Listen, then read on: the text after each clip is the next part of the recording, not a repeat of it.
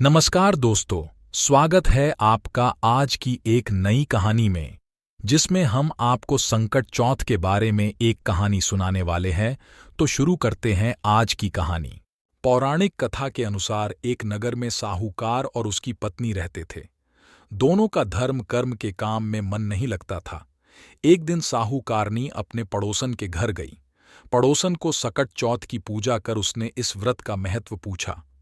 साहूकारनी को सकट चौथ व्रत या तिलकुटा चौथ व्रत की महिमा बताते हुए पड़ोसन बोली कि गणपति जी की कृपा से व्यक्ति को अखंड सौभाग्य, पुत्र, धन, धान्य, बुद्धि, सिद्धि सब कुछ प्राप्त होता है। साहूकारणी ने व्रत का लाभ जानकर सकट चौथ व्रत करने का संकल्प लिया। साहूकारणी ने कहा कि वह मां बनती है तो सकट चौथ व्रत करेगी और गणेश जी को 1.25 सेर तिलकुट चढ़ाएगी। गणेश जी की कृपा से वह गर्भवती हो गई। अब साहूकारनी की लालच और बढ़ गया। उसने कहा कि उसे बेटा हुआ तो 2.5 सेर तिलकुट करेगी। साहूकारनी को एक सुयोग्य पुत्र की प्राप्ति हुई। फिर उसकी लालसा बढ़ गई। अब वह बोली कि अगर उसके बेटे का विवाह हो जाता है तो वह 5.25 सेर तिलकुट करेगी।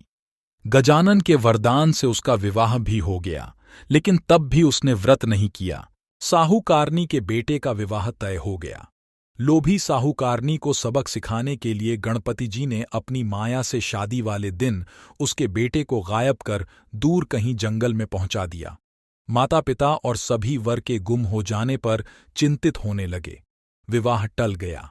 एक दिन साहूकारनी की होने वाली बहू सखियों संग जंगल में दूरवा लेने गई थी। उसे देखकर साहूकारनी के बेटे ने आवाज भी दी, लेकिन वह सभी डर के वहां से चली गईं और इस घटना के बारे में अपनी मां को बताया। गांव वालों और साहूकारनी के समधियों ने वहां जाकर देखा तो उनका दामाद घने जंगल में एक पेड़ पर बैठा था।